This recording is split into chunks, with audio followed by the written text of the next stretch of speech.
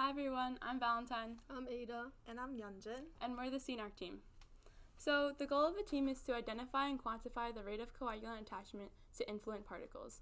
This is important to agua clara because it will allow for a better understanding of how coagulant behaves. So agua clara uses coagulant nanoparticles to make clay particles attach to each other. The goal of C-NARC is to reduce the excess coagulant that does not attach to the clay. Coagulant is expensive, and if the coagulant sticks to the wall, a higher dosage of coagulant is needed to compensate for the loss. Therefore, C-NARC aims to find the rate of attachment to the clay and the wall and what stays in the suspension. With this rate known, agua clara plants would be able to alter the coagulant usage as turbidity and flow rate varies in order to decrease the cost. Yay. So flocculation is an important step of the water treatment process because it induces collisions between the coagulant and the influent particles of the untreated water. The collisions create flocks, which are bigger particles that are easier to move later. The issue of coagulant, however, is that it not only attached to the influent particles, but also to the flocculator wall, which decreases the diameter of the tubing. And as shown by the Darcy-Weisbach equation, this causes an increase. The decrease in the diameter causes an increase in head loss. So in order to get a better understanding of how to minimize head loss and coagulant wastage, the team has to determine the rate at which the coagulant attached to the flocculator wall and the influent particles or remain in suspension. So the team decided to first determine the rate at which the coagulant attached to the flocculator wall using the data that the previous semester collected. So in order to determine the rate, the team calculated the drag force of one nanoparticle because as the water flows in, the nanoparticle experiences a drag force the opposite direction. So by determining the drag force, the team can calculate the total number of coagulant on the wall. Cool. So the initial goal was to calculate the velocity at the center of one cluster of coagulant nanoparticles on the wall of the tubing. The tube flow represents the amount of solution per time that has flowed through the tube. The water pump turns 76 revolutions per minute, and the size of the tubing allows for 0.8 milliliters of solution per revolution. The mean velocity is then calculated from the tube flow divided by the cross-sectional area of the tubing. This represents the average velocity of one coagulant nanoparticle flowing through the tube. Finally, the maximum velocity in the middle of the tube due to the least amount of drag force or shear force is given by this formula. This is twice the mean velocity since we are assuming fully developed laminar flow velocity profile.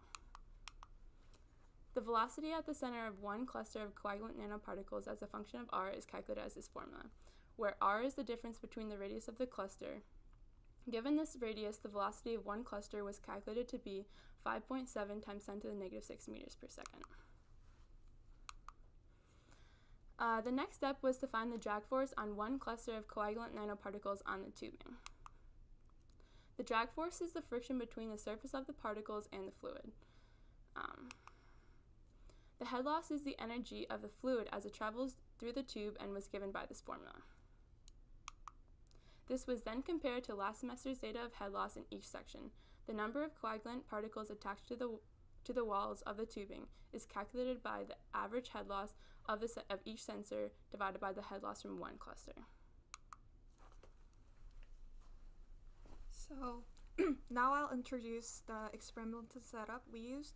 So the blue influent line delivers water to the water pump, and a concentration of clay stock is prepared and introduced into the water. The pumps deliver the water and clay mixture to the turbidimeter. The turbidimeter measures the influent turbidity of the clay water mixture. Then the coagulant is added immediately before the clay water mixture enters the coiled flocculator. The flocculator allows for collisions between clay particles and coagulant nanoparticles.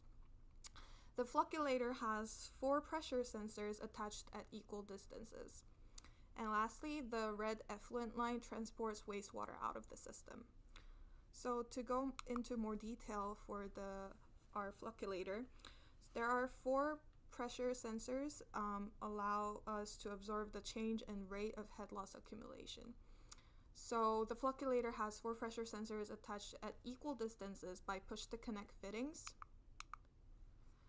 And we can measure the difference in pressure between the 2 points where they are attached.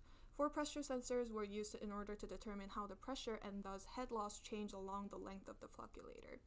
These results reflected that the coagulant had attached either to clay or to the first sections of the wall. It was hypothesized that the inverse relationship occurred because as turbidity decreased, the amount of clay for coagulant to attach to decreased. Thus, there were more free coagulant nanoparticles to attach to the flocculator walls in the first section. So, as you can see in the figure, head loss is greatest in the first segment, measured by pressure sensor 1. As explained in the previous slide, number of coagulant particles on the flocculator wall is calculated by dividing average head loss increase per hour by head loss caused by 1 coagulant particles per hour. Total number of coagulant particles adhering on the wall in the flocculator seemed very high in the beginning, but the team did further investigation on it. So we calculated the number of coagulant particles in the inflow. So molecular formula of the coagulant was found using the basicity value that we obtained from the local Ithaca plant that uses the same coagulant as our lab.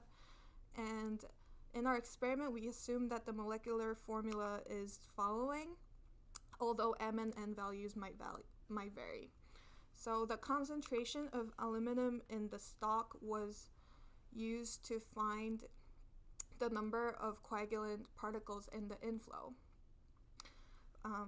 For details and calculations, please check the appendix slide. So that is our total number of coagulant particles in the inflow.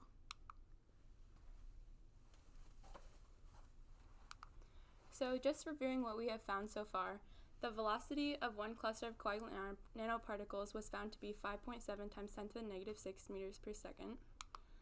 The number of coagulant particles in the inflow was 1.15 times 10 to the 21 per hour. On the wall was 4.3 times 10 to the 20th per hour. And in order to find what was in the suspension or the clay, we subtracted the inflow from the wall to get 7.2 times 10 to the 20th per hour. So after the team figures out the total number of nanoparticles in suspension and attached to clay, the future task is to differentiate the coagulant between those 2 locations. And additionally,